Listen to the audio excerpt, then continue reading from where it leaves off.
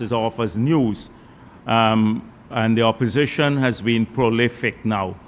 We get closer to elections, so they will send out a press release every day on any issue under the sun. Whether it makes sense or not, it doesn't matter. And then, of course, they get it published in particularly the Kaichou News, because that is an opposition newspaper. So I just wanted this week, I've noticed we have gone to a new low. We have an editorial on pit latrines in the country from a serious newspaper called the Starbuck News. But if we need topics for an editorial, here is one that should create a sense of outrage everywhere. And you should have hundreds of editorials on this topic. So you know, earlier this week, the mayor and city council forced through a proposal by the mayor to reduce their rates and taxes for political parties by a significant sum. So they will only pay 25% of what they should pay. The People's Progressive Party civic councils, or 11 councils, opposed this amendment.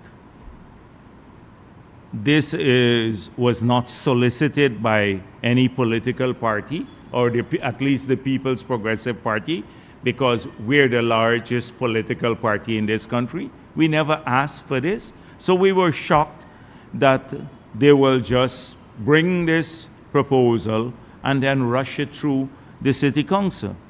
So there had to be an ulterior motive here. And that is what our councillors were trying to get at.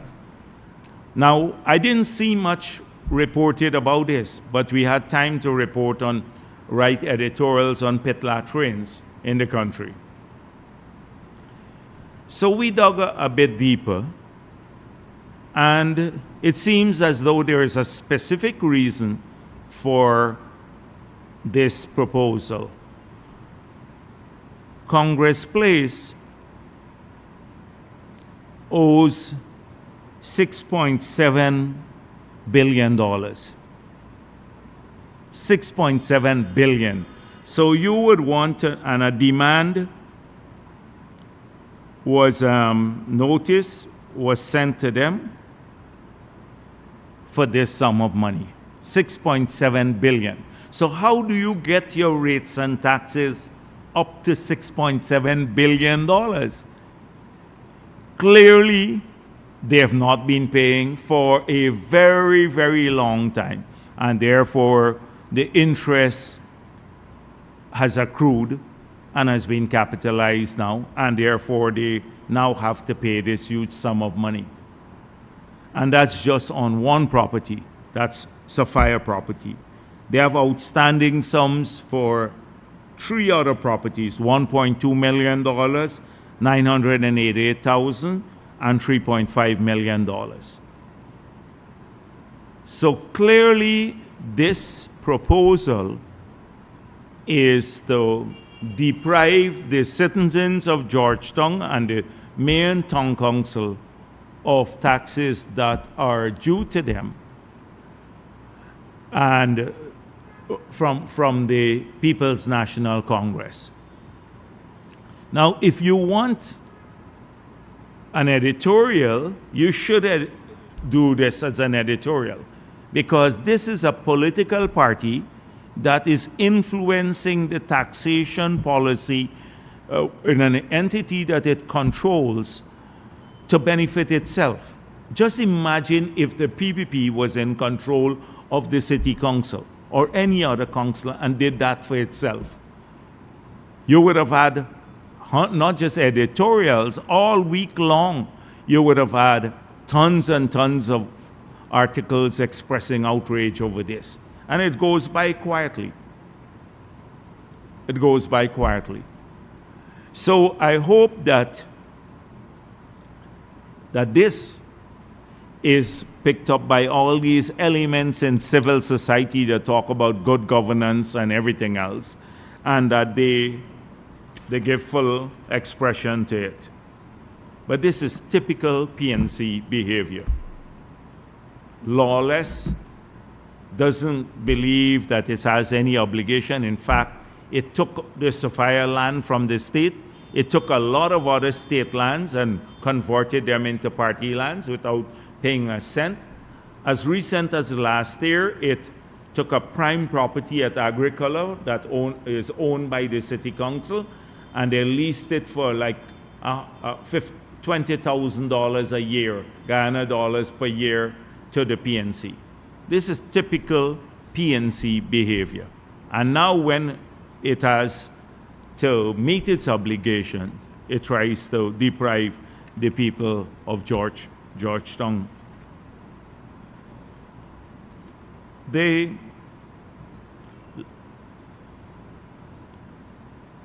leader of the opposition, Mr. Norton, had a press conference on August 23rd. And it was filled once again with what they are known for, which is racism and lack of any clear vision or plan on any sector of the economy. So if you just listen to what the leader of the opposition said, he said that on the east coast of Demerara, we're building a highway on the railway embankment, a 4-lane highway that you all know of, from Mahaica to Georgetown, to ease the congestion on the East Coast for all of our people who live on the East Coast. When completed, that will make a huge difference in the lives of people who are living on the East Coast. This is consistent with our plan to also build highways for other densely populated areas, 4-lane highways. We have completed the one from Georgetown to Diamond, and the bulk of the population lives in that bit of the East Bank corridor. So that has made a significant change in the lives of the people, the commuters who live all the way to Diamond. We're now extending that beyond Diamond, first to Busby Dam and then to the highway. So that was completed. Tomorrow, the president will open the 4-lane highway from Crane to the bridge, bypassing the congestion at Vredenhoop. That was we saw the need for it. It's a populous region. A lot of people from the Region 3 use that road. In the morning, people could wait several hours in that line to cross the bridge. It's a choke point, and we decided to move on it swiftly, and it has been completed by this government in a relatively short period of time.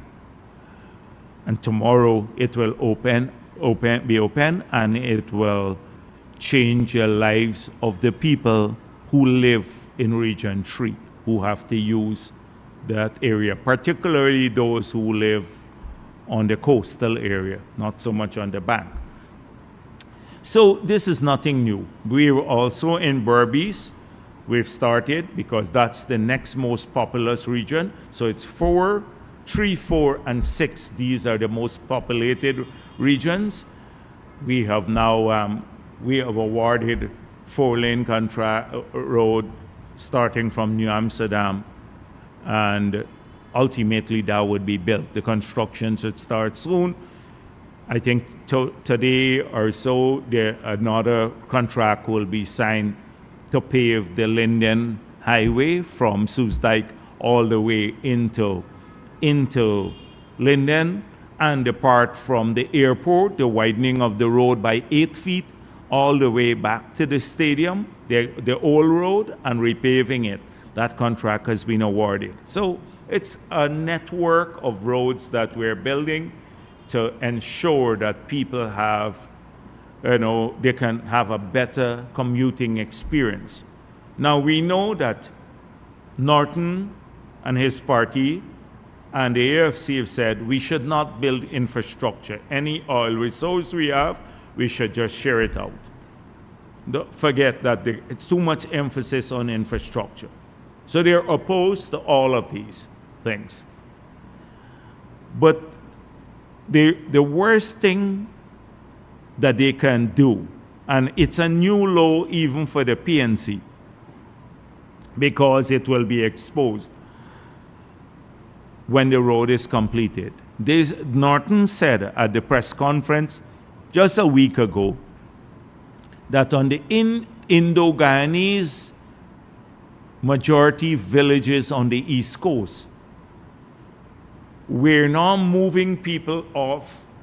We're moving them off only 20 feet from the road. And in the Afro-Guyanese villages, or predominantly Afro-Guyanese villages on the East Coast, we're moving them 40 feet off the median of the road. So, how do we build a 4-lane highway? We have to build a 4-lane highway along the East Coast corridor. You need 67 feet throughout from Mahaika all the way to Georgetown to build a 4-lane road. If we're only moving those who are on the side of the road in the Indo-Guyanese villages by 20 feet, we can't build a 4-lane road in those villages. But it's so obvious.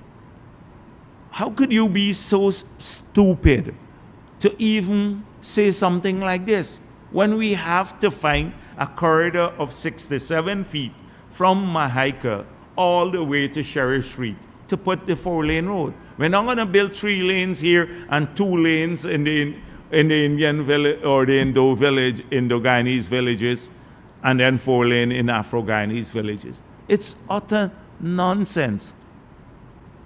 The reason we didn't continue with the 4-lane road on the main highway was we had this space all the way to Annandale when we conceived that project.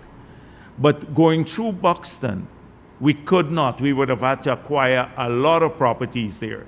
So if you see the 4-lane highway stop there, and then we now move onto the railway embankment, because that's where we believe that we had a bigger, where we can find this space to go all the way through.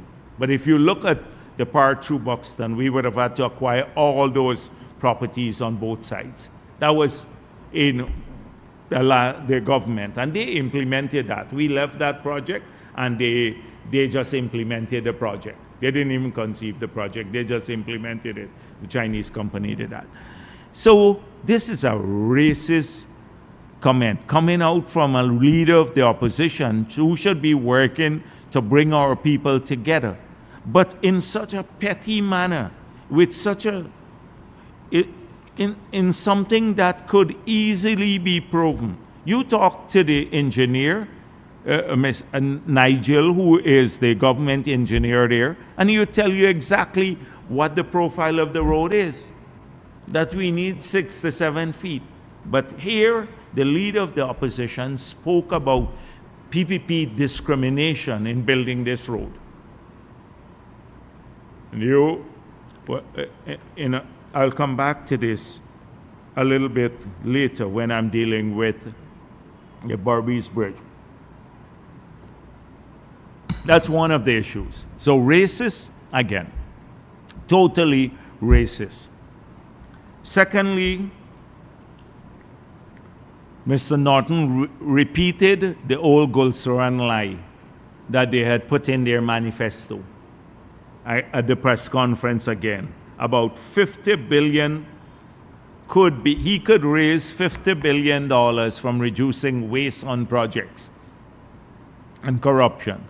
Remember, that was in the 2015 manifesto of the People's National Congress, the same manifesto where they promised the double old age pension in 100 days, the good life for everyone.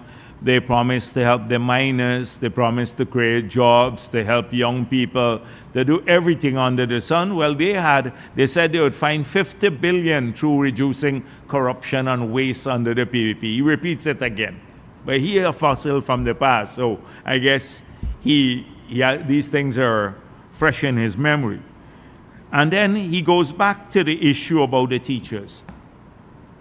Shamelessly not talking about it when last week I pointed out that the maximum percentage increase that they gave in the 5 years that they were in office was 10%. And the 10 was 2016, and accepting for themselves, the ministers, which was 50%. The public servants got the maximum 10% in 2016. Every year it was below that.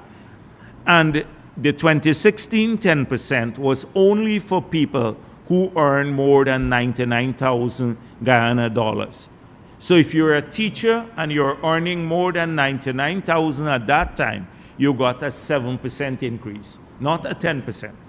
But assuming, for argument's sake, that everyone got 10%, which they did not get, it would have cost $1.5 billion to pay the 10% to the teachers at that time.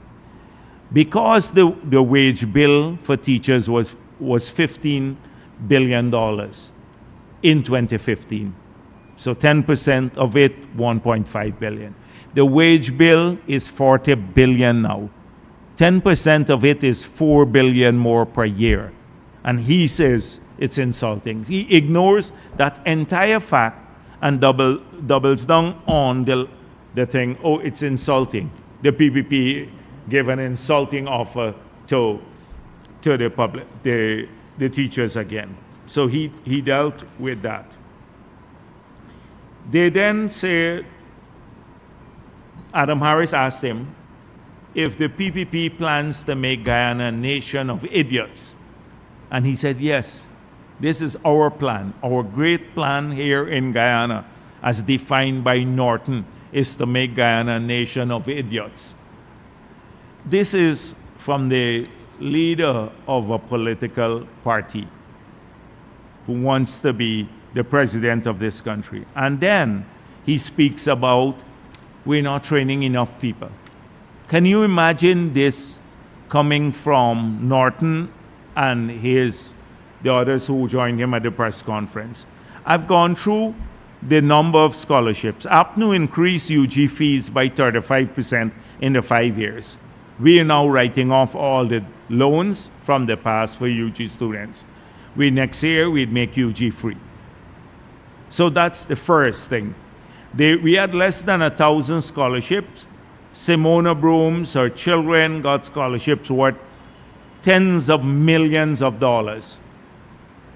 The ministers got their scholarships. How many ordinary persons got a scholarship? Now we have 28,000 people studying, paid for fully by the government of Guyana under the Gold program alone, and another 28,000 studying through Gold and 22,000 through BIT, Win and Grow. And he will say, we are trying to make Guyana a country of idiots and we're not training enough people. You have to be really delusional on that matter. On the LCDS, he gave a long, convoluted position on it, claiming that the PPP is very transactional. We only look at making money. Well, we look at making money for the country, yes. That's how we run the business of government. You have to run the business of government like that. You can't run a government by slogans. You have to run it in a business-like fashion. So That is a compliment coming from Norton. But I'm convinced that he didn't read either Granger's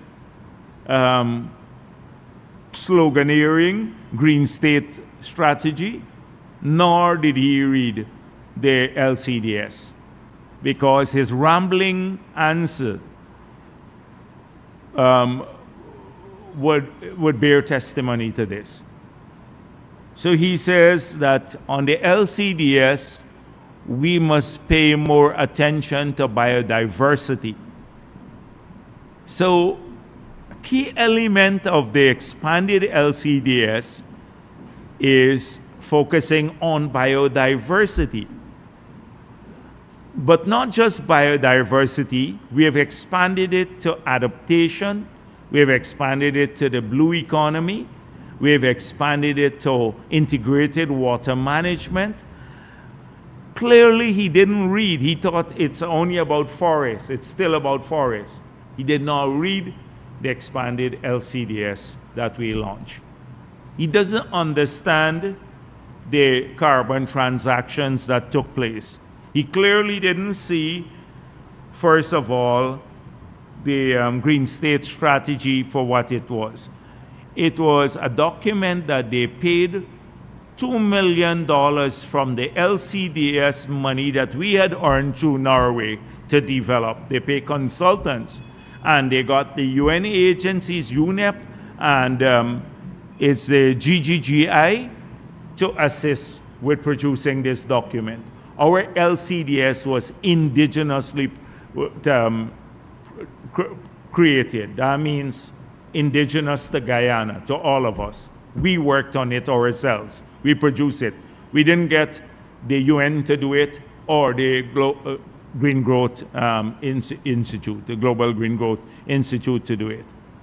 So clearly, when you're confronted with a question that demands a sensible answer, he moved back to slogans.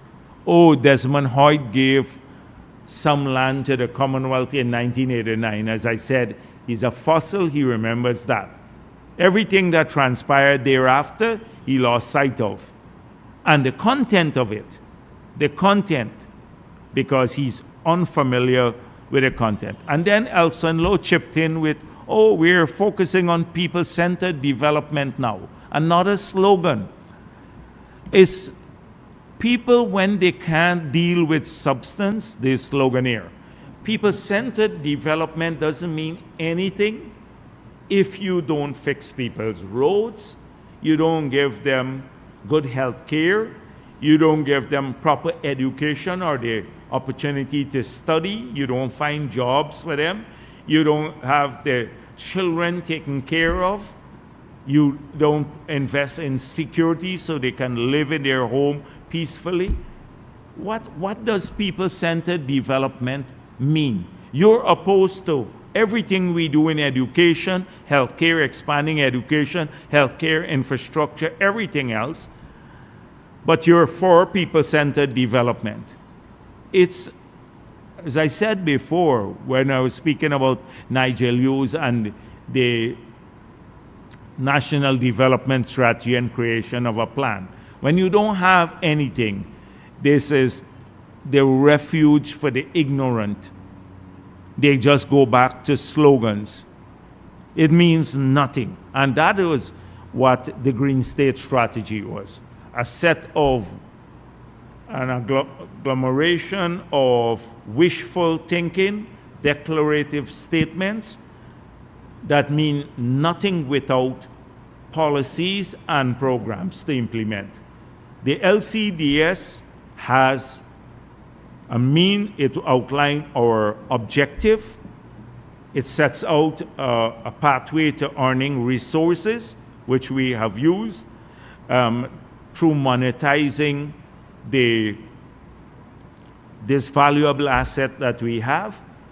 It has established a global standard because we're the only country to have in the world to have a jurisdictional scale certification of its forests now by an external body. in Africa, they're moving toward, I think it's Liberia now moving forward to this too, but no other country. And we have now decided how we utilize the funds to change people's lives and to adapt to climate change. So of the 750 million US we're earning through this strategy, which would be zero on the APNU because we're too transactional, 600 odd million will go to adaptation that would help our people right across Ghana to better prepare for droughts, floods, etc. It would help our farmers, people who live in communities. So, like what happened with the Hope Canal that we built, that not only saved the farmlands in Region 5 and Region 4, but also all of us who live in Region 4, because it reduced the threat to Region 4 that should that conservancy dam break, which is an Orton Conservancy dam, we would have flooded all of us out in Georgetown, on the East Coast, everywhere. Had we not had that outlet to take the water directly into the Atlantic, so that when the pressure builds up in the conservancy, we can do that. They're opposed to that. And that is what a strategy is. It's not just a declarative statement, people-centered strategy, green state. You have to actualize it. You have to think it through. You have to see that it's self-financing, that it doesn't burden the country, which is what we have done. And it's through our innovative thinking and through our creativity that we have done this. We are earning money for our country, and it's going then to implement projects that will safeguard this country when other countries are still waiting for adaptation money to come from through the UNFCCC process, and they're not getting any money. We have identified a source for doing that. Apart from that, some of it has gone to the Amerindian people, transforming their lives. So of the 700 odd million, they'll get 120 something million US dollars, which they wouldn't have gotten under APNU. So he then goes on to say, oh, you got to look at solid waste to management. Now, I think he's confusing a couple of things. So solid waste management is important. That is why when I was president, we started a project to move the dump site out of the city and put it to the back of Eccles. It was in the city on the APNU. And we moved it out of the city, and then we moved it to Eccles. And we have invested a ton of money to deal with this. But clearly, this doesn't suit him. So this is what we have to deal with in the country.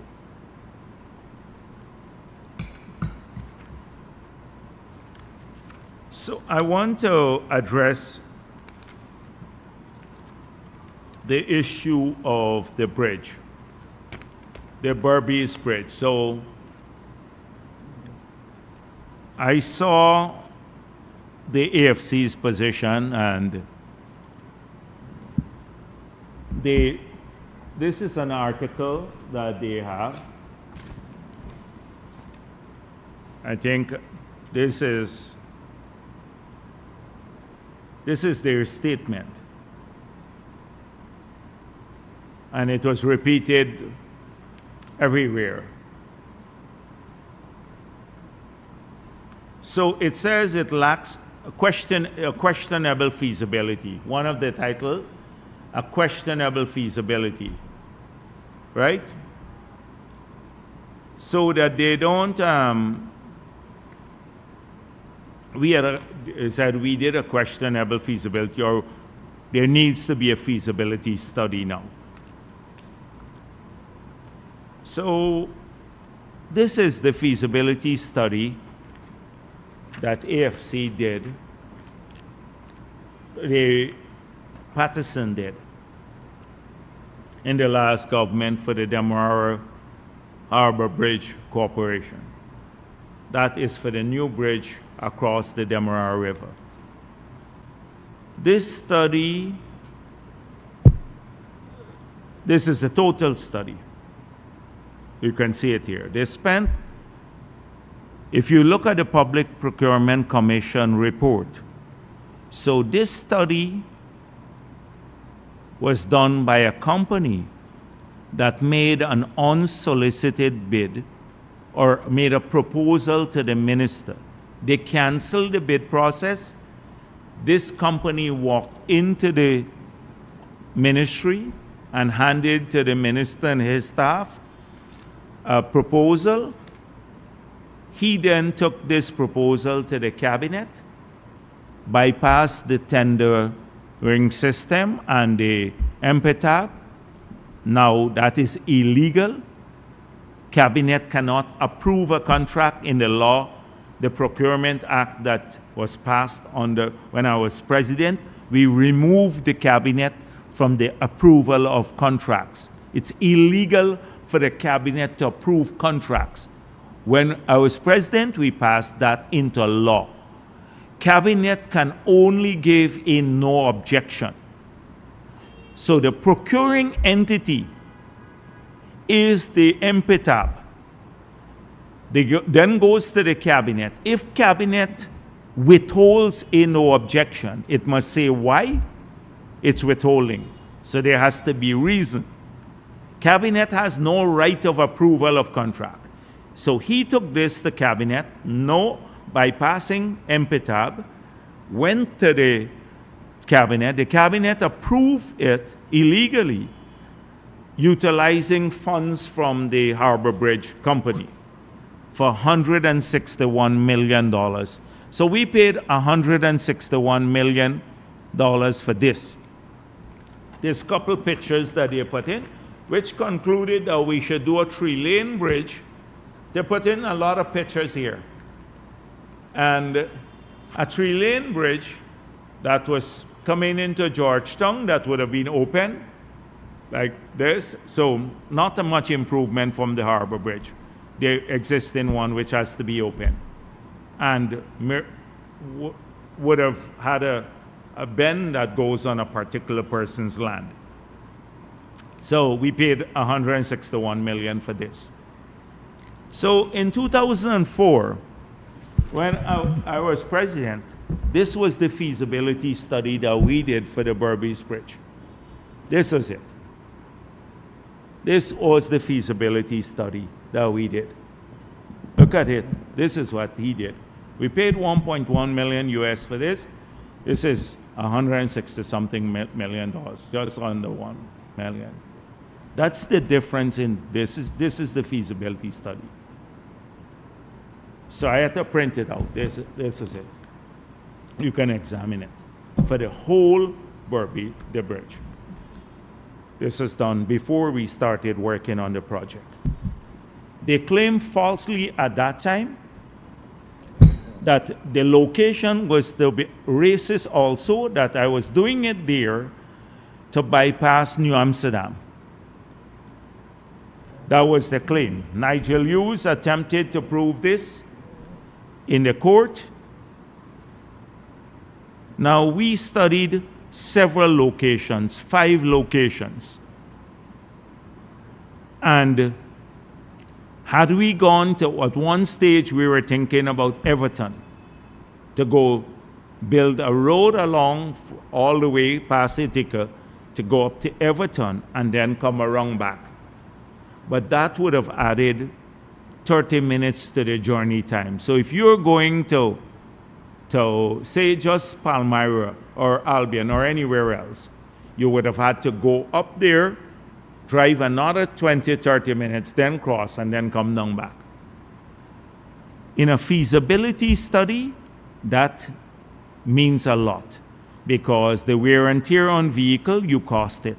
You also had to cost the time.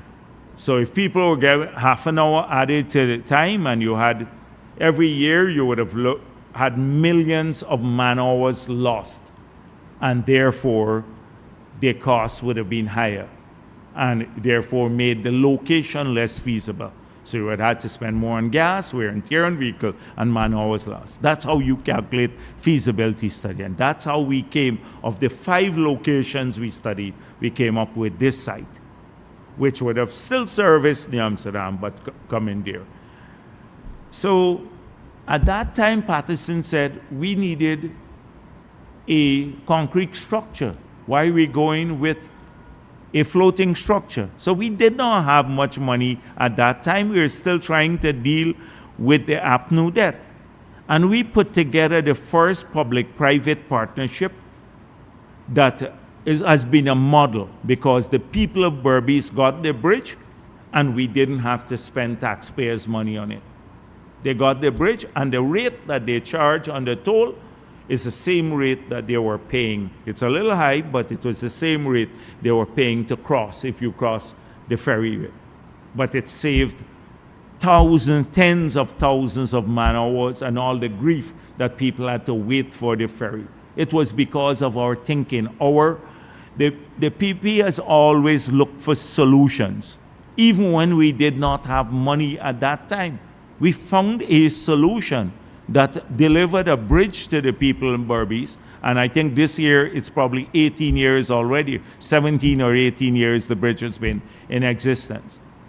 And people, it has changed the lives of people. But the bridge has a 20-year, well, the contract is for 20 years. I think it expires by 2027.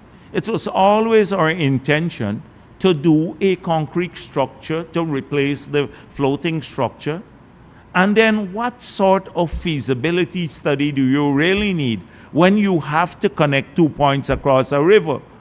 We have to do it in any case if we want to develop Berbice, and we intend to develop Berbice too, like we're developing Region 4 and like we're developing every other Region 3 with a 4-lane bridge there, like we're doing in Linden now, building a 4-lane bridge across the river there in Linden. But they're anti-Berbice and anti-development. Also anti-Berbice and anti-development, and lies prolifically. We need a feasibility study. Look at the feasibility study. This is Patterson's feasibility study for which he has been charged. I think he's before the court now. Full of pictures, not data. We had data for everything, pictures, everything. Look, somebody, I could put this together in a day. I could, on my own, put this together in a day. Google Maps and stuff like this. I could put this together a day and I could earn probably $161 million for this. This is his study.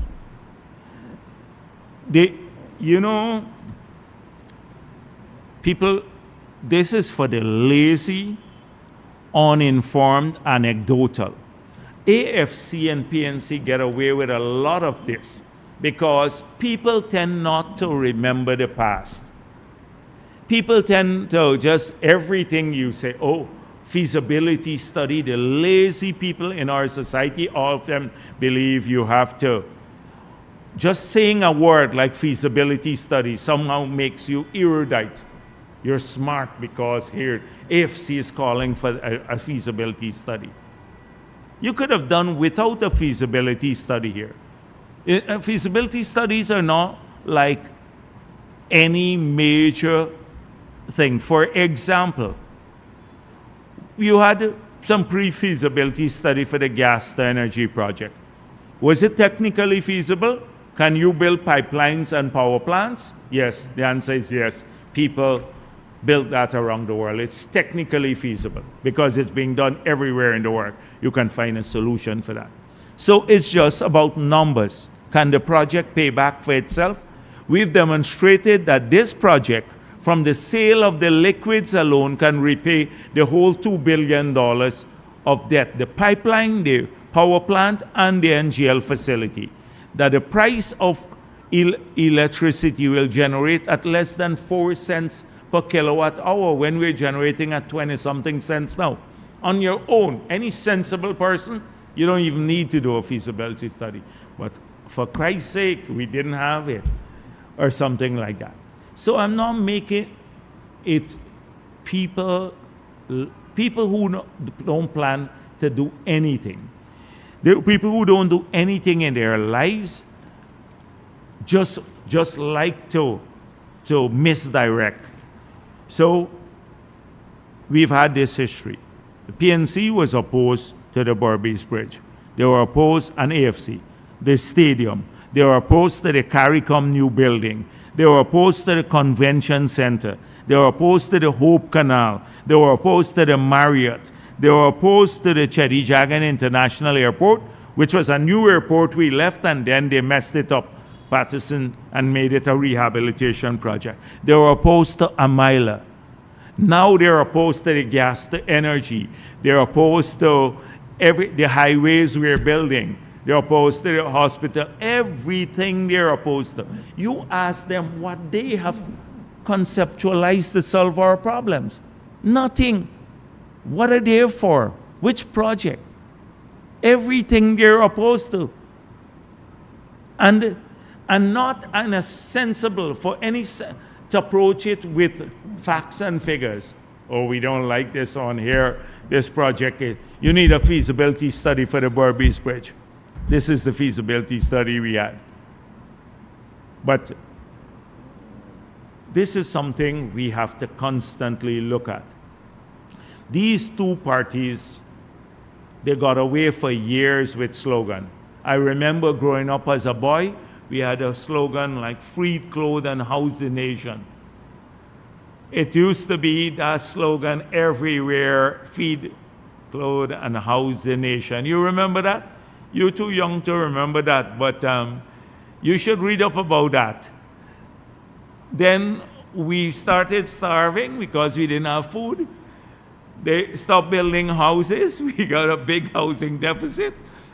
And people started bringing in little suitcases, smuggling them through the airport. And the guys used to smuggle, at that time people used to wear gabardine. I'm from that era. So they used to wear some pants made from gabardine, and they used to smuggle the cloth to villages on the East Coast.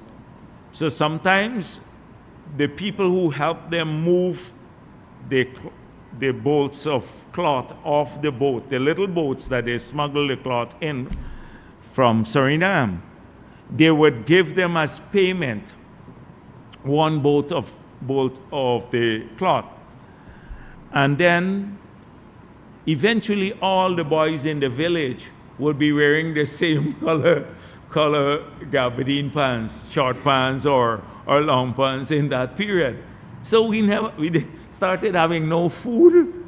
We're living with our parents, no housing, and then even the clothing was a problem in that period. Slogans all the time. This is typical Green State strategy. And the Green State strategy was the president flying into Mabaruma to plant 2 trees, as though we didn't have enough trees there. Bartica, we plant some trees in Bartica. Not to earn money, to change people's lives, to create jobs, to deal with adaptation, nothing of this sort. And not a set of slogan. And then painting every public building in green. You know that period too. The buses started turning green, everything, the buses. That's how they survive, sloganeering. Nigel used, let's come up with a plan. This is our plan. Again, that's what I'm showing you. Everything that we've done, it has a theoretical foundation for it. This is our plan. He doesn't have anything. He wants us to get together to produce a plan now. But for Christ's sake, you've been in a political party for 15 years. You've been the chairman of the party twice for 10 years, over 10 years ago, and you can't tell us what your plans are until now. What you want, but you can't. You went to the elections in 2015 claiming you had all these plans and you were going to change Guyana. Or they would unveil their plan as we get closer to election, etc., as though these are state secret. So again, this feasibility study, they just don't want the Berbice Bridge to be built. They don't want the Berbice Bridge to be built. They don't want anything to happen. anywhere. But he wants pit latrines to be fixed. That is the biggest concern. That's their policy now, fixing pit latrines across Guyana. And he got an editorial from the Starbuck News for the pit latrines. They can't find an editorial to talk about the $5 billion that the Tushaus left Georgetown with, coming from an innovative strategy created by the PPP government. But they're concerned about pit latrines in Amerindian villages now. They can't do an editorial on that.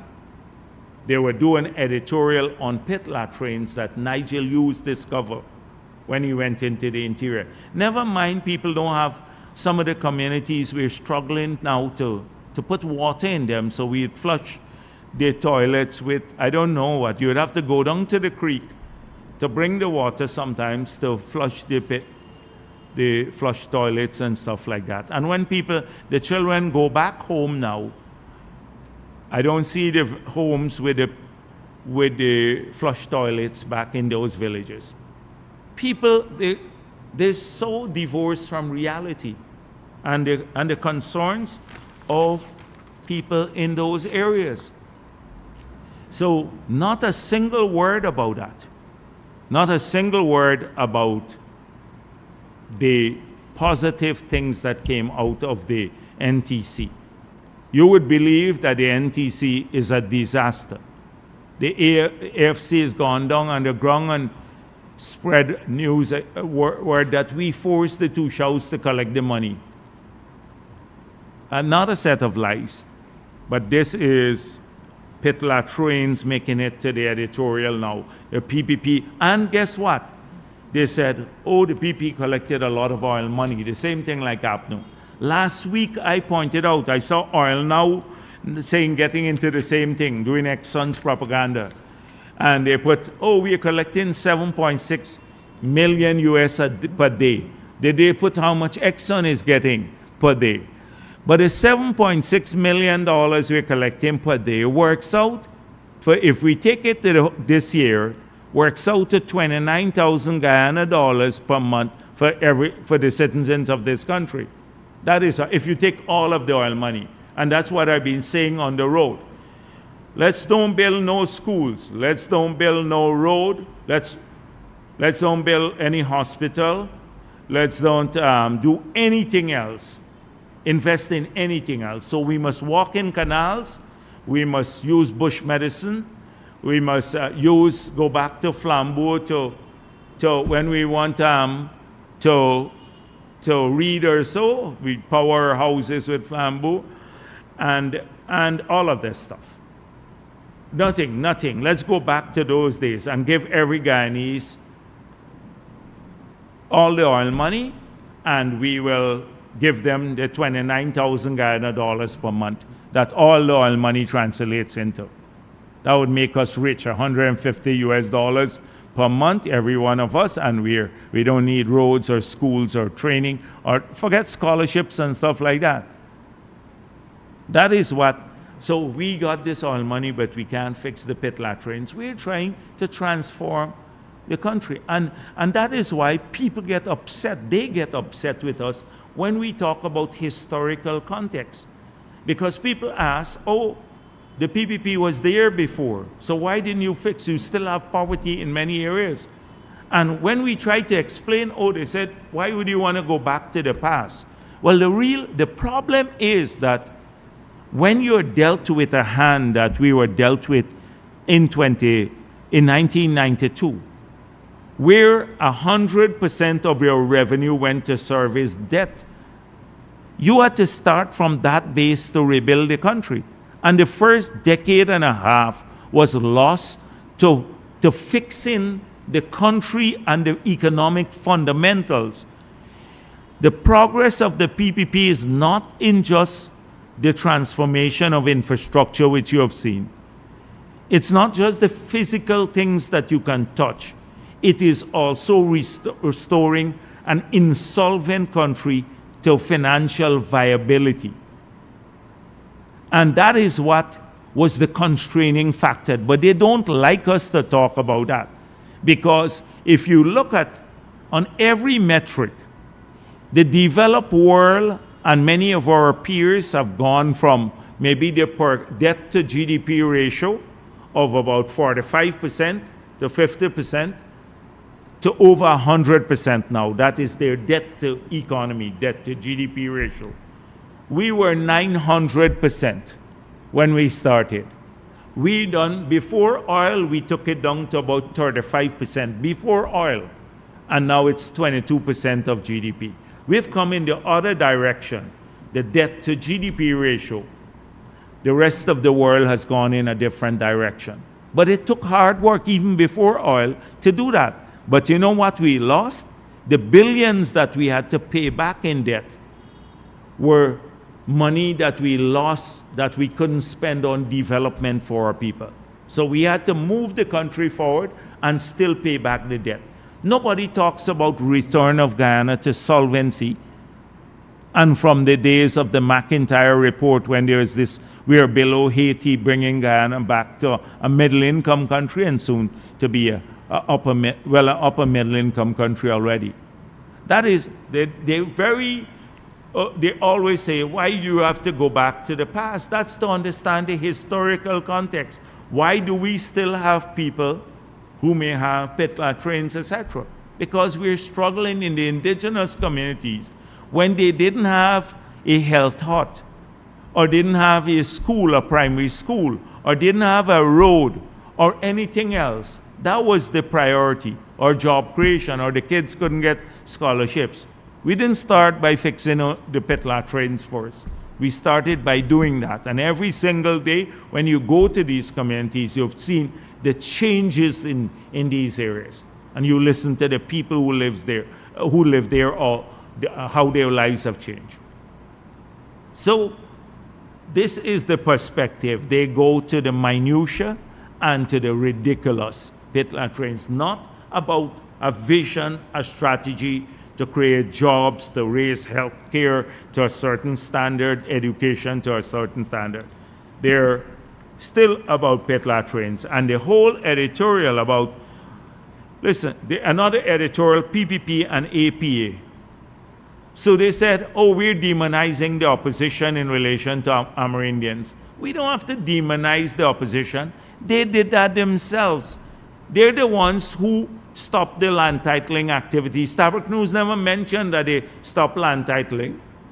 Starbuck News never mentioned that they fired the CSO. None of that. That they put a VAT on hinterland travel.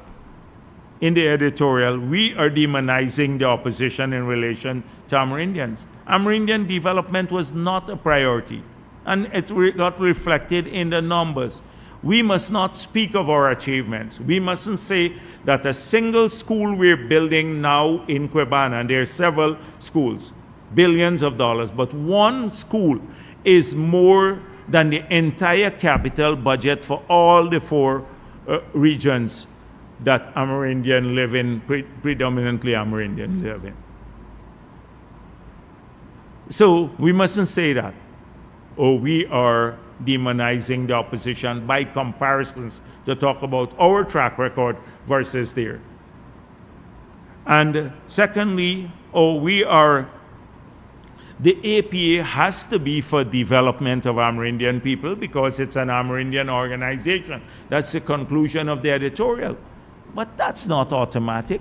It could be to raise funds using Amerindian development for a particular cause. Where the cause is raising money. But did they ever check how much of the money raised by the APA gets spent in the Amerindian communities? And for what? They didn't check that. And if they're so pro-development, why would they try to block the $9.5 billion that the communities have already received, and every year they will receive more until they get 122 million US. APA is trying to block 122 million US dollars going to the Amerindian villages. And that works out, just these 2 years would work out to over 800 projects. But surely they must be for development because they're named Amerindian People's Organization. You can be named anything, but you have to examine the nature, the true nature of these organizations based on what they do, not what they say. And they didn't mention a word about that. I said, fact check all of this. In my speech at the convention center, I said, why don't you fact check the following things? They didn't fact check those. They didn't fact check a single one of those, but come back with the sloganeering issue again. So this week, I wanted just to talk about a couple of basic stuff. It's just, if you compare the parties, we have a scientific approach to these matters. Sometimes that rubs people the wrong way.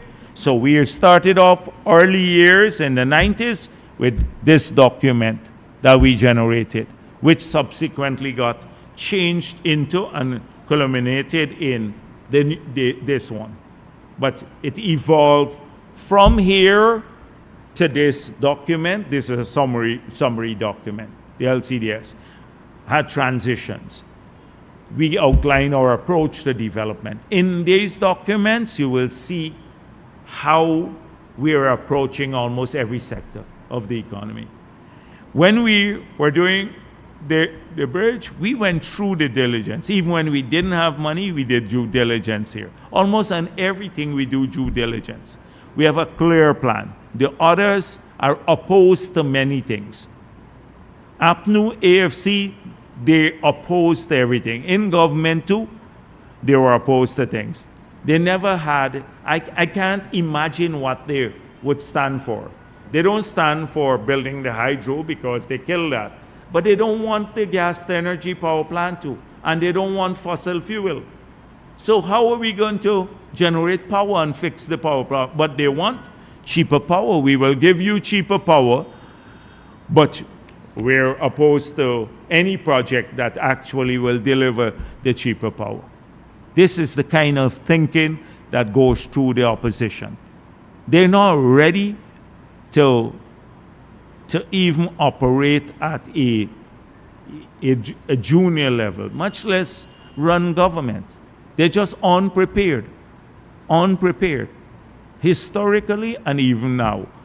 And so that's the major difference. And I hope that we'd see more editorials on the APNU's attempt to steal the money at the city council. Again, the tax is a huge one. I hope the mayor gets asked and Norton gets asked about his arrears to the city council and how he plans to clear the arrears. Thank you.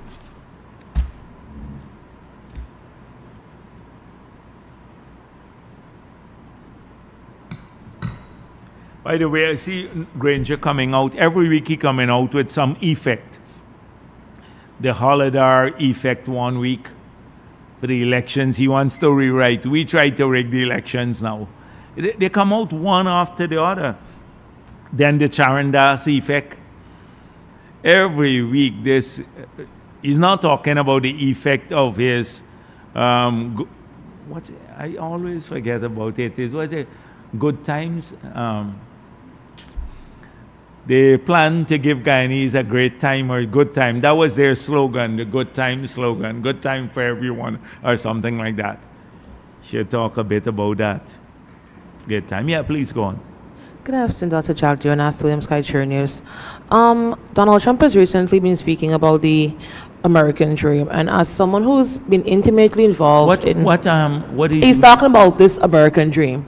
And I'm asking you, as someone who has been intimately involved in Guyana's politics and development for more than 30 years, what is your conceptualization of the Guyana's dream, and do you envisage it being realized anytime soon?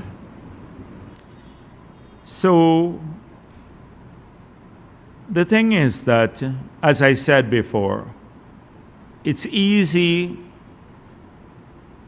to come up with a set of slogans for anyone.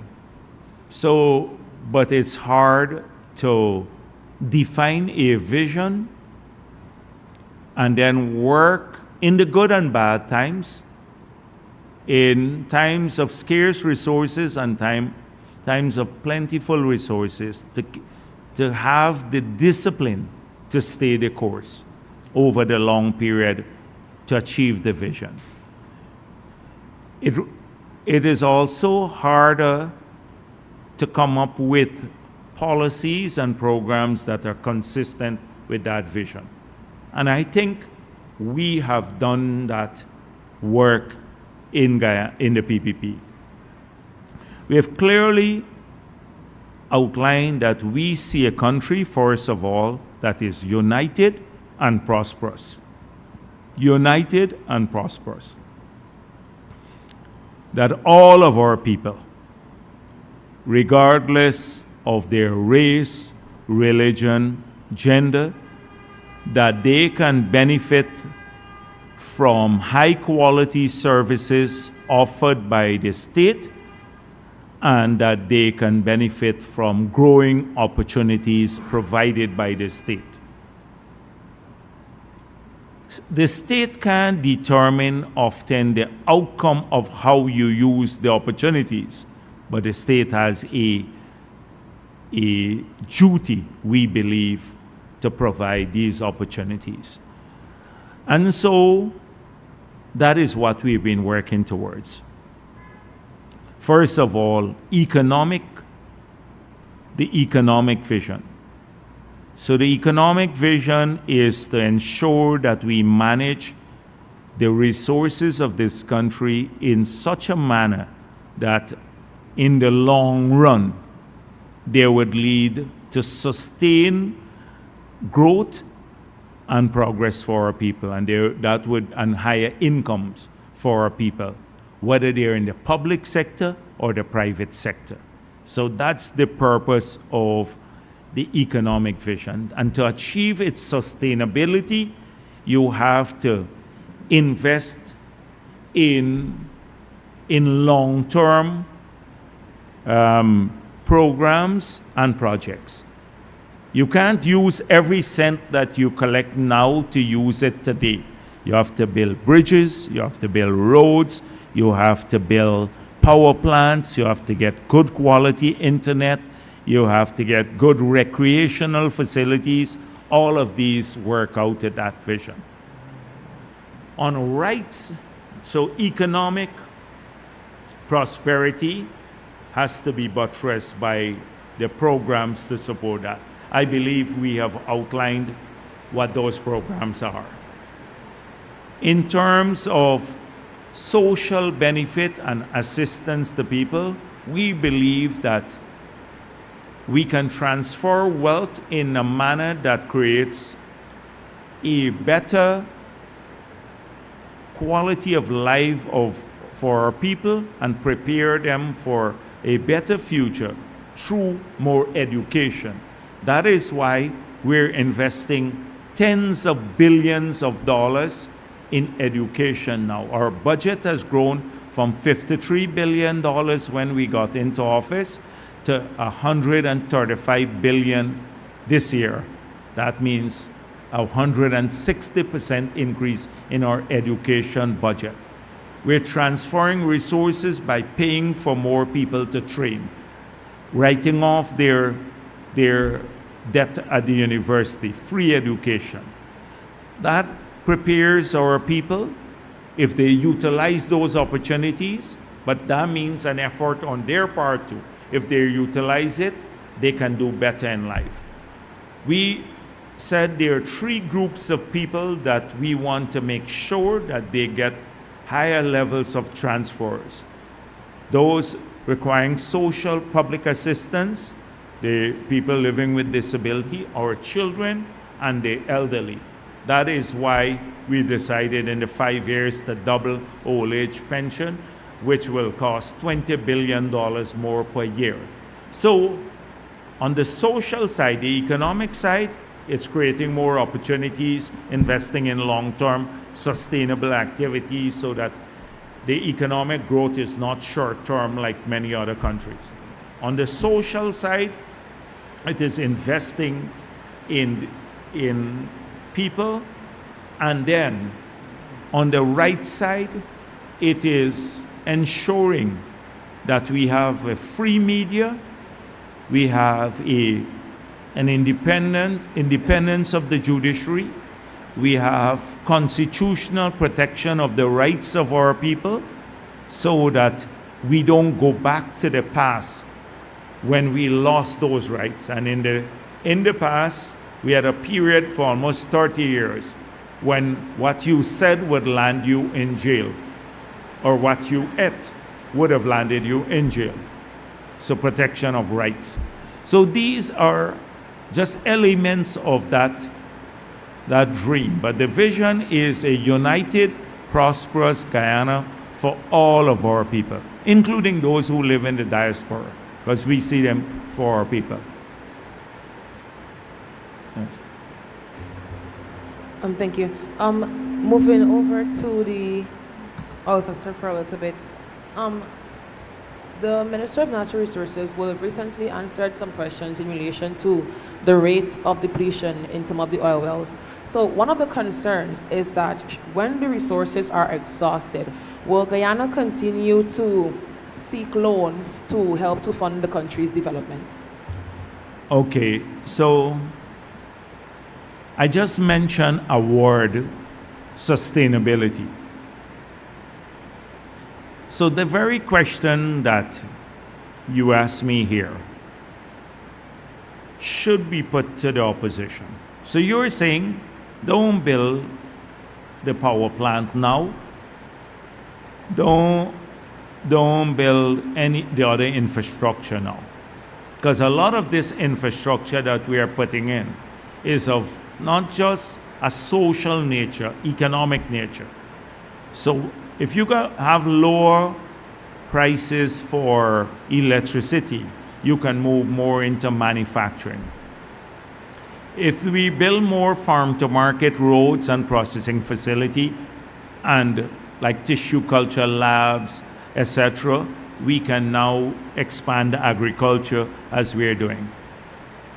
So you have to plan for the day when oil is no longer available or does not generate the same sort of income that it will generate, say, about 3 years from now, because we're not at peak revenue from oil as yet. So that is precisely what we say to the opposition. You have to start working from now, almost on a post-oil and gas strategy.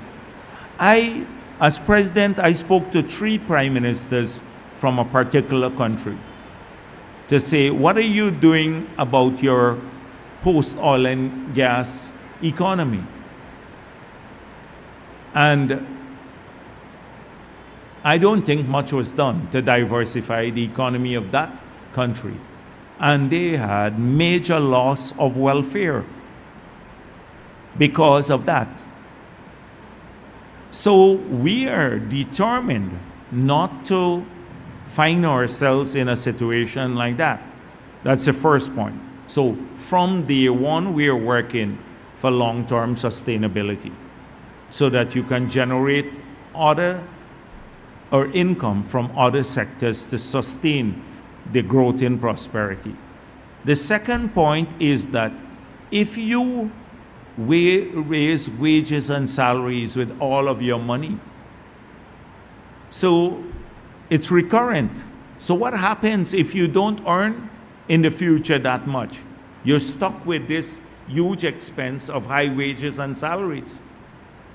And that is what, if you look at almost all the countries that have failed, that has gone back to in Africa, Asia, everywhere, here in Trinidad, all the Caribbean countries that has raised wages to such a level, they now are suffering from significant economic downturn because now they can't sustain the wages level.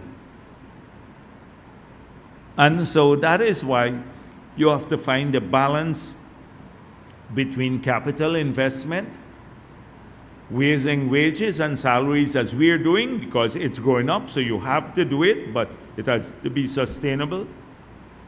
investing in social welfare, education, healthcare. So, for example, if we have better educated people, we can export knowledge. The knowledge-based economy can generate a whole ton of new opportunities and jobs and higher paying jobs. So that's what we're doing also, investing in education and then saving some of the money for the bad years. So that is how we're looking at it. Investing in new sectors, social investment, economic investment, investing in wages and salaries for our people. Like I just pointed out, since we got into office, the public sector got $90 billion more per year. 90 billion, that's 450 million US dollars more per year they're earning. So some investment there and then some in saving. It's as simple as that. Simple. The opposition wants one thing. They want all of it on wages and salary. They promise all of it. Of course, they're not going to do it. You know, if they get into office, you're not getting anything. They promised it in 2015. Instead, they took away a lot of the benefits, pensioners' benefit, children benefit, etc., and splurge it on other useless things, like the Patterson feasibility study. So that is how we are approaching it. So, and then on the borrowing, we, at this stage, I pointed out that our debt now, there is a nominal sum, and then there's the real sum, or it could be relative to GDP. But the nominal amount of external debt today in US dollars is lower than what we had as external debt in the 90s. So with the economy at that time of 300 odd million US dollars, we had a 2.1 billion US dollar debt. Today, our debt is less than 2.1 billion US dollars, external debt. And we have a $22 billion economy. The economy is 60-something times larger than then, and our debt in nominal dollars have remained the same. And so that tells you a story. People don't want to hear that story. Sometimes people don't even. It's an economic success that very few countries in the world has been able to mirror. And it's largely because of disciplined stewardship. Disciplined stewardship.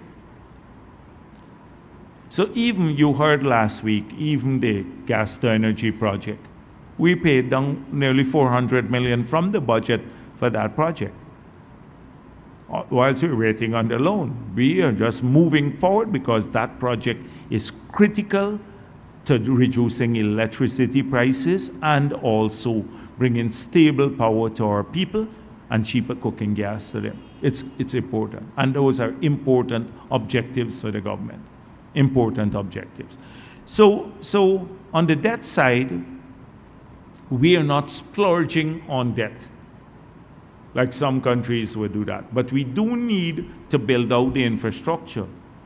And I think we can fund it from this balanced approach without getting into any unsustainable framework or unsustainable national strategy.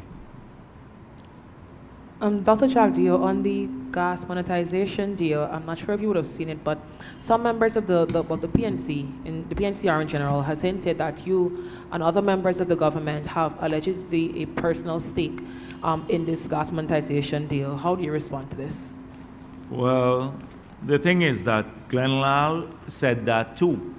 You recall Glenn Lal up to 2 years ago, he came to my press conference. I was at his office, and they said I still own the Marriott. You remember that?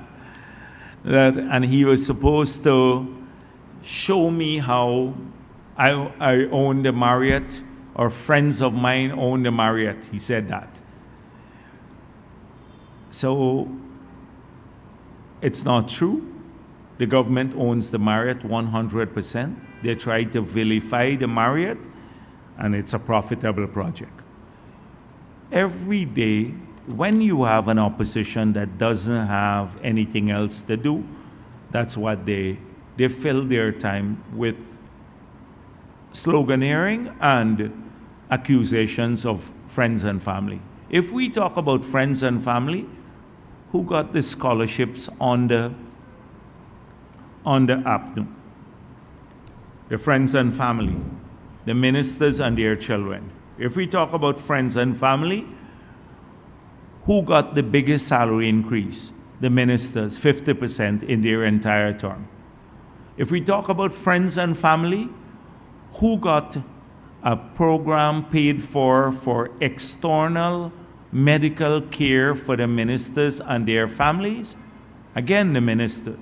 That's friends and family. If we talk about land distribution, who got the land? Again, friends and family. Lowenfield, 216 acres of land in Millie's hideout.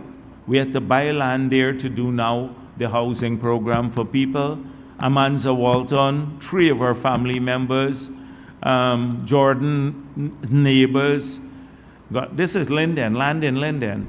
The Figueras, a whole range of, at the office of the president, you had 4 persons working who got more than 3,000 acres there. I listed their names in the past. If you talk about friends and family, that's it. So what has the PVP done? 33,000 house lots. So that's our friends and family now. 33,000 Guyanese are our friends and family now. Not the few there. The scholarship, 28,000 friends and family of the PVP who are studying through gold, another 22,000 through that. That's our friends and family. 50,000 Guyanese. If you talk about medical care, we've canceled out the special health package for ministers and their families, and so ministers don't have that now, paid for by the state. I can go down the long list. Cathy Hughes was friends and family and herself. She used to approve a contract for herself in her own ministry and then sign checks for her own company. And she lied to the public. That's friends and family. The Minister of Housing used to give her, I think it was how her husband was getting contract in her own ministry. Friends and family. Ask nothing about these friends and family. So the contractors now, we have 2,000 new contractors. These are friends and family of the PVP too, including a lot of Afro-Guyanese contractors that APNU is running down all the time. Because my thesis is that they don't want to see Afro-Guyanese make any progress. So then they can complain that the PVP is discriminating against them. So this is the friends and family business, the friends and family party and elite. How come ordinary people who supported APNU didn't get any help? Because they were not friends and family. The Amerindians weren't friends and family, so everything got taken away from them. So we put back their CSOs. Those are our friends and family. A lot of things. The sugar workers are our friends and family, so we hired back a lot of them.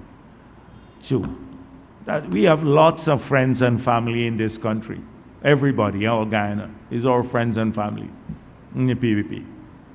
So I think I lost track of your question.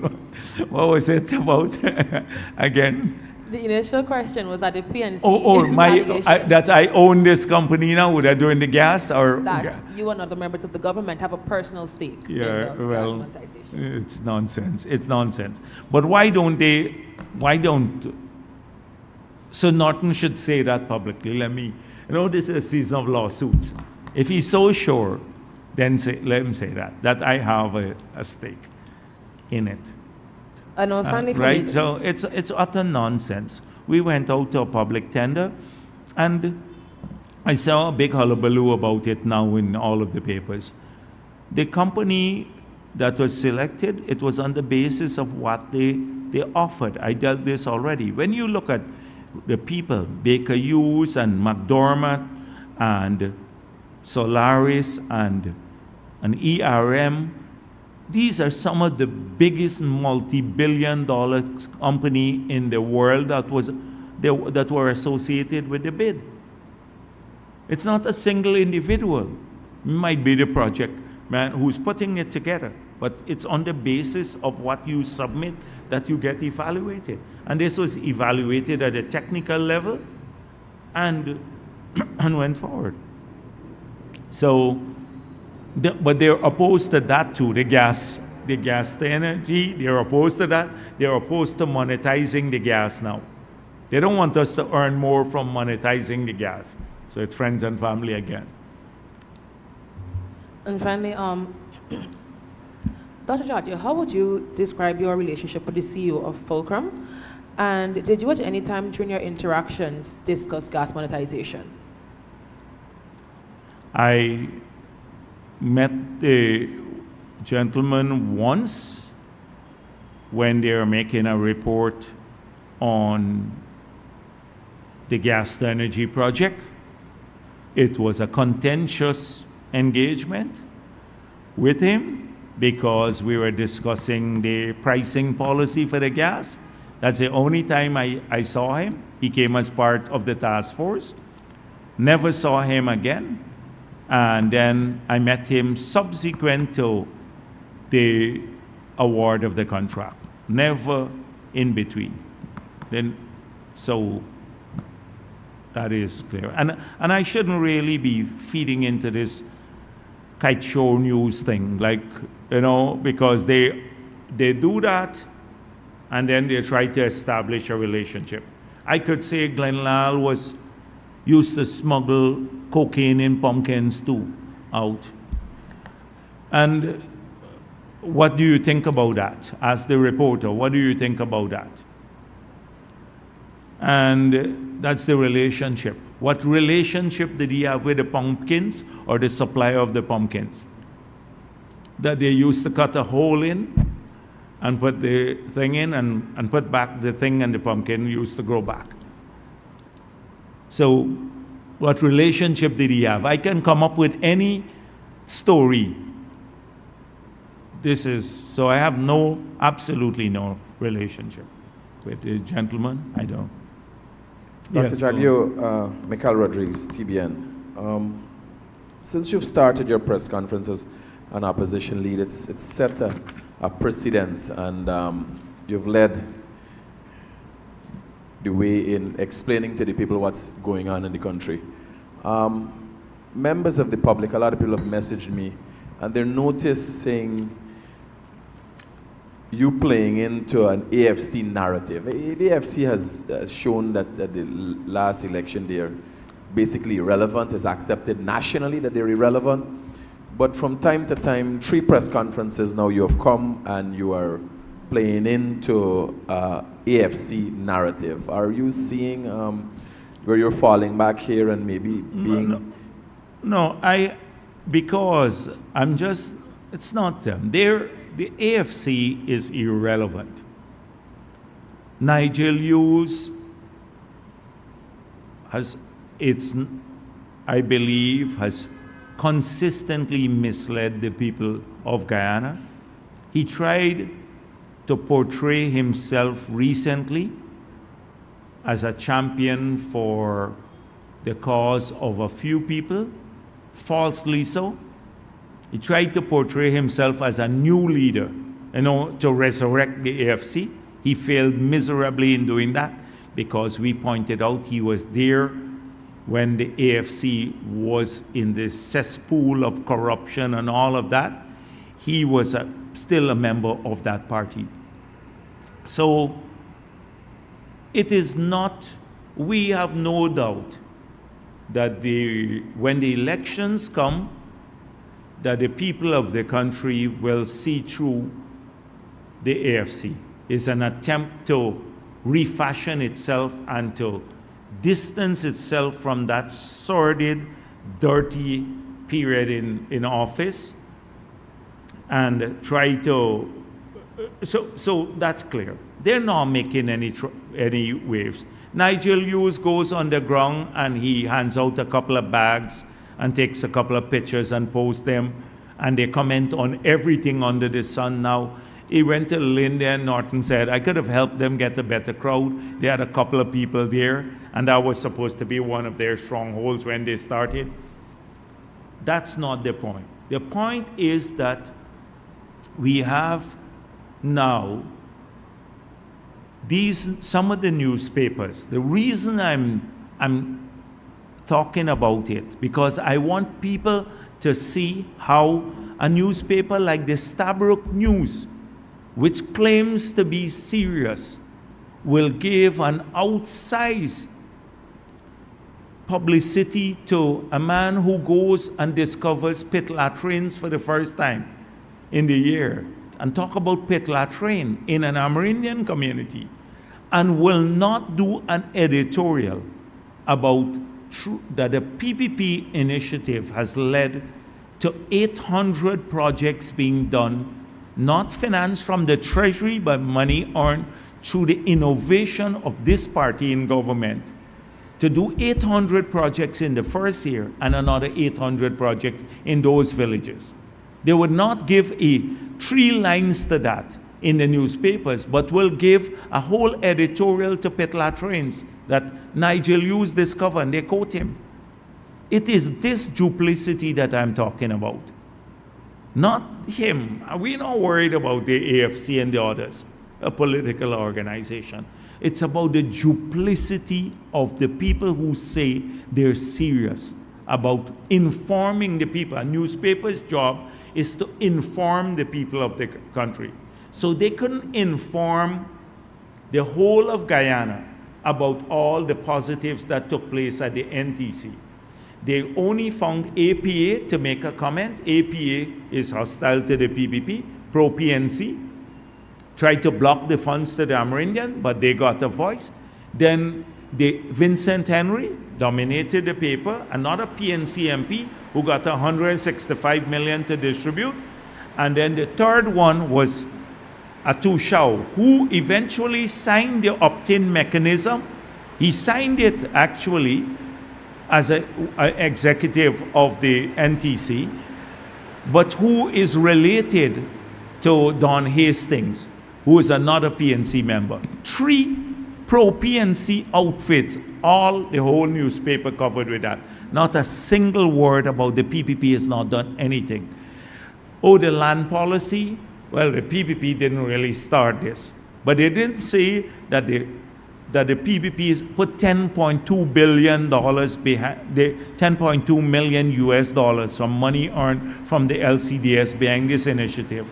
Titled a lot of communities, and APNU discontinued the unit. In fact, dismantled the unit. That's what I'm talking.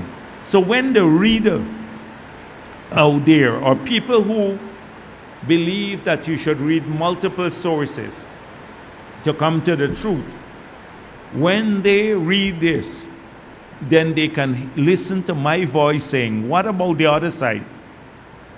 Where are the editorials on the things that we're doing to solve transportation problem, or the adaptation measures to deal with climate change? Not a single editorial about that. Not a single editorial about the initiative that is globally recognized, the Forest Initiative. None of those things matter. But the newspaper's role is to inform the public. But it seems as though nothing that the PPP is doing is worthy of informing the public about. Nothing. And that's what I'm going after. Not the AFC. The AFC, we know this. It's the same old Trotman. He's the leader. Trotman was a waste at that time. He still has a ton of things to answer, no matter how much Kaichor News tries to resurrect them. Kaichor News is their tool for resurrection. No, Kaichor News, but they have another crazy one there who wants to form a political party. So It's just that, like the WPA now, every day they're in the newspaper. WPA, I can count their members on there's Pam alone, there's Hand alone. I can count their members here, and you would think this is a major political party. This is the leader and two other persons, and that's it. But when you look at the coverage they get, it's more than the entire government of Guyana. More than the entire government of Guyana. And the PPP, definitely the PPP don't get anything. Because PPP, they would go back and fabricate everything. You see, like they just attempt to fabricate a connection between me and some fulcrum, which I don't have a clue about. Dr. Jagdeo, that's why I'm dealing with it. The PNC has been the main, is the main opposition, and is by far the biggest political party, and a party has been in government for a number of years. So they have the ability to mobilize and do things. That being said, is the government looking at the AFC ability to mobilize and their connection with ExxonMobil in light of the fact of Exxon's history in different countries around the world that to some extent destabilize economies to get their way? Is the government aware? We're not making accusations, but is the government cognizant of what's going on? So my view is that these large organizations always want their people who would be subservient to them. And I believe in their own calculations, they understand that if you have on your payroll the leader of a political party that is represented in the National Assembly and has the right to influence policies in relation to the oil and gas sector, that will serve them well. So that's why they're hanging on to Nigel Hughes. But it's not what Exxon is doing. It's more about Nigel Hughes himself and his commitment. So behind all of the loftiness and everything else, he is just greedy. He wants to keep the job there. But if he becomes president, then he will give up the Exxon job. He can't do it before that. He doesn't want to make the commitment to distance himself. And he has already made it clear. As I said the last time, any leader who says, if the national interest conflicts with that of my client, and my client is an external company, non-Guyanese, then the non-Guyanese company's interests will prevail over all of Guyana and all of our interests collectively. How could you take such a person seriously? You can't even take him seriously. And he hasn't heard the last of us. Next year when we get on the campaign trail, we'll deal with that more. Dr. Jagdeo, I've asked this question before, and it comes again in light of what I see going on. Kaieteur News reporters come continuously on a weekly basis and ask stupid questions. While the government of Guyana affords Kaieteur News to be the largest recipient of state ads, bear in mind the news industry has gone to social media. Yeah. Why persons, and I gotta speak for myself, persons like Gordon Mosley and others who are on social media are not getting more from government? Government, do you have a share in Kaieteur News? Do I have a share in Kaieteur News? Sending money to Kaieteur News. Do you have a share in Kaieteur News? Well, Glenn Lal was close to me one time in the past. He used to hang around and stuff, so maybe I'm friends and family. So I may have an interest in keeping Kaieteur News going and making money there too. His friends and family paper.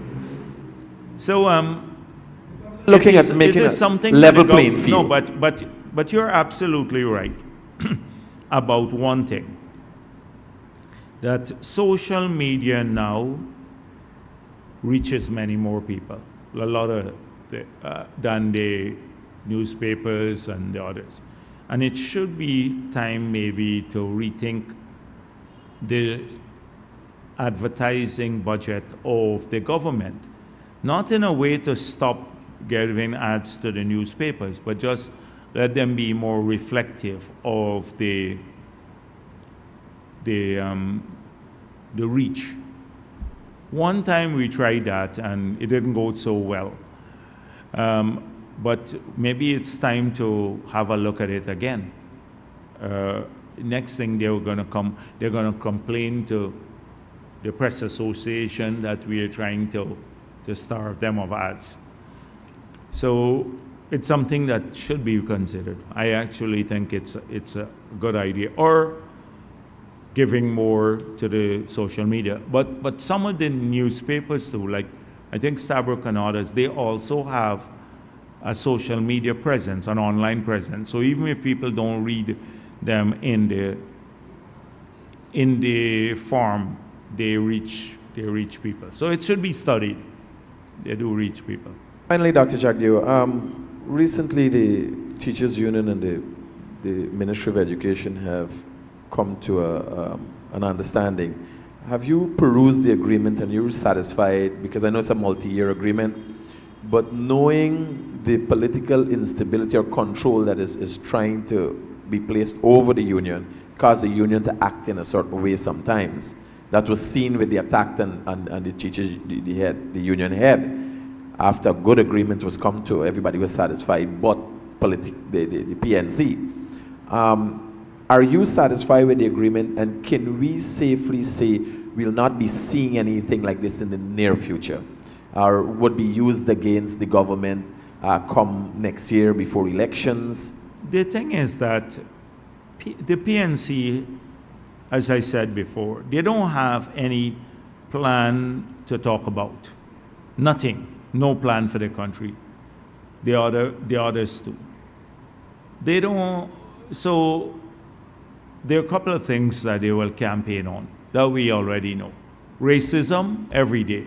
So the East Coast Road, Norton said, we're narrowing the road in Indian villages. So you do 2 lanes there and then 4 lanes back again. That's his wonderful thing about our PPP racism, right?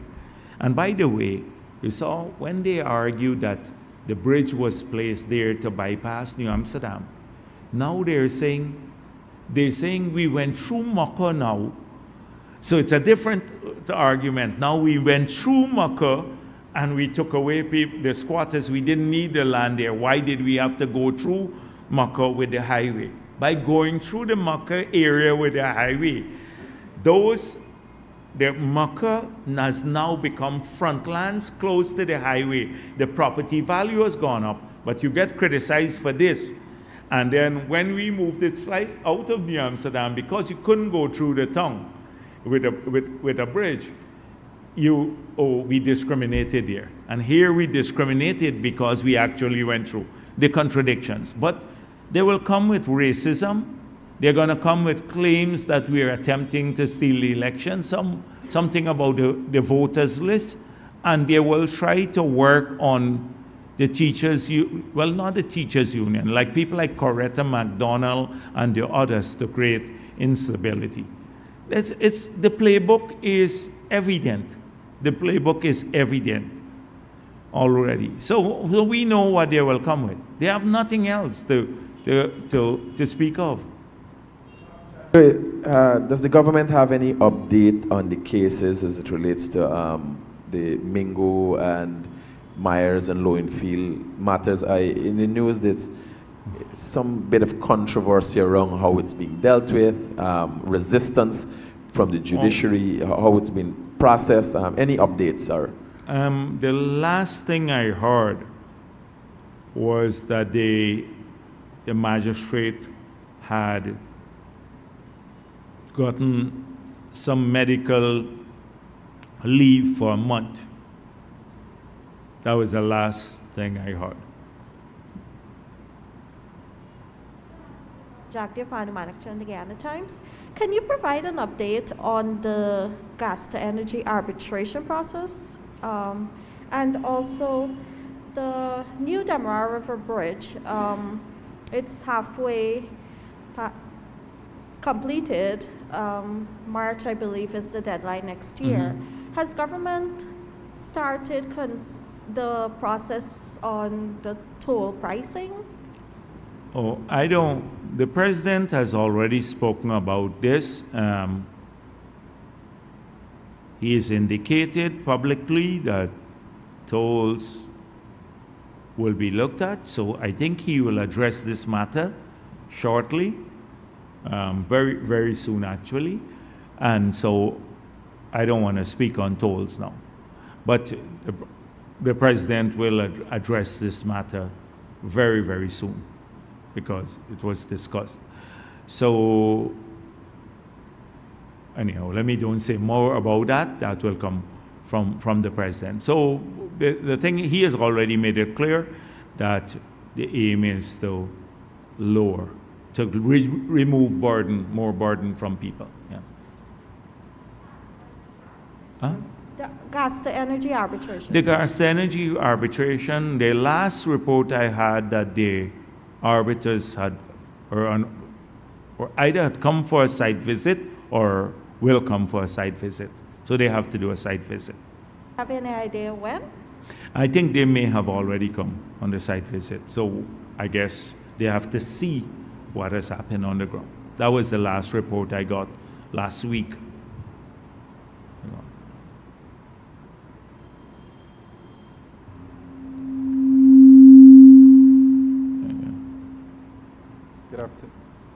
Good afternoon, Vice President Kimal King.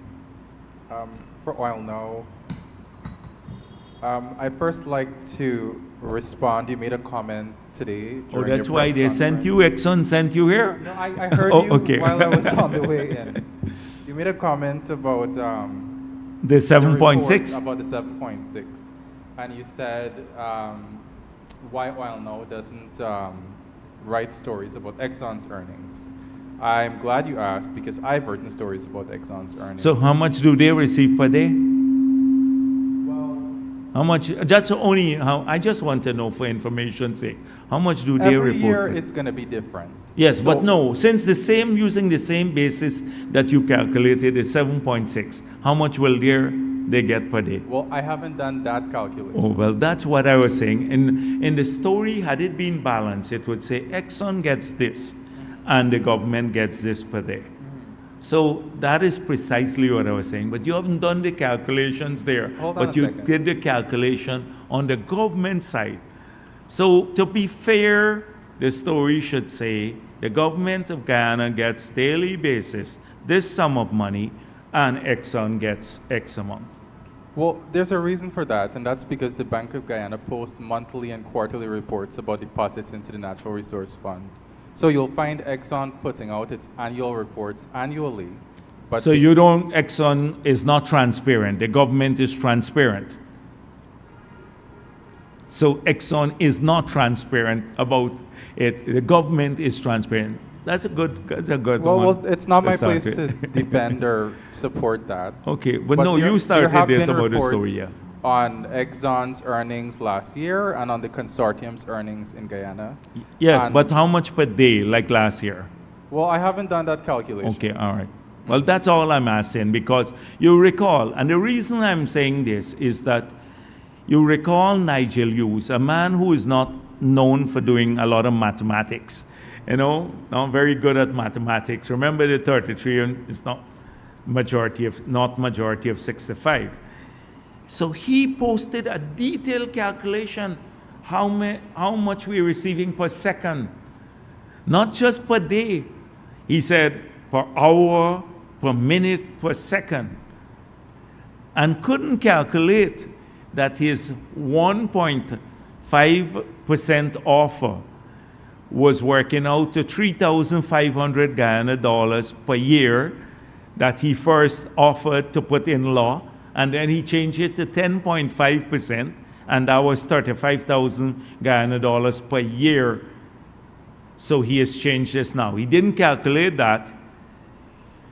So all of this, the $7.6 million per day, US dollars per day, just works out, well, that was for this year. But last year, if you did that, would work out to 29 thousand Guyana dollars per month for every Guyanese. And that's the point I was making. So it looks like a lot if you say 7.6 million US dollars. We earn more than 7.6 million US dollars per day from non-oil sources. But it makes it look like, oh, all of this is just oil money. No problem, Vice President. Okay. For the record, ExxonMobil profited $2.9 billion in Ghana last year, and the consortium profit was $6.3 billion. So anybody could take that and divide it between. But I just want you to do it the same way you did it in Guyana. Okay. Okay. Now, my first question, it's been a few weeks. I just wanted to know if there has been a decision on CGX Energy's notice of potential commercial interest in its latest quarantine block discovery. The minister made it clear that right now they do not have a license. He said that to you. They do not have. So we're under no pressure because that's the situation as of now. It's not like the renewal of a license is dependent on our decision. They do not have a license at this stage. So I think he made that clear at the meeting. And so we're under no pressure to make a decision now. At the cabinet, I guess, I've now gone to the cabinet, so for a while now. So I guess that will go there eventually. And the cabinet started the discussions. They were supposed to provide more information to the cabinet. I guess when that goes there, they'll make a decision and then you'll be notified. But right now, they do not have. Now to say that the ball is in their court to come to the government and say, hey, we found a partner or we found money, so... Well, that question was asked of them and they did not provide satisfactory answers. The Minister of Natural Resources met with them, asked them a number of questions, and I think he reported that to the cabinet.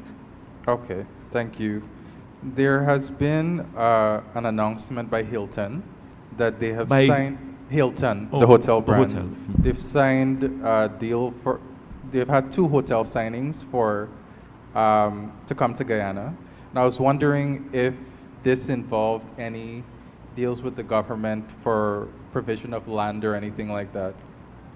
I don't know which are the 2, but often we do provide the land. You remember, like where was it?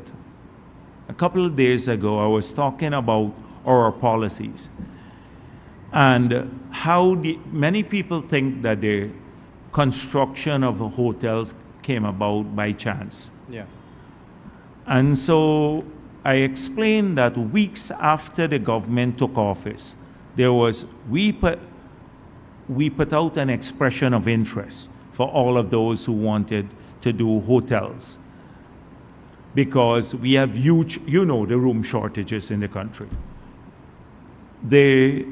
We got over 20 expressions of interest. At a meeting at State House that the President chaired, I was there, Minister Onish Waldron, a number of other people. We met with almost all of the companies and we said we will provide land. We'll provide the land in some cases. Not everyone had needed the land. And we'll change the incentive regime. And we did those 2 things. As a result of which we got 7 international hotels under construction now, with another maybe 3 will come on stream.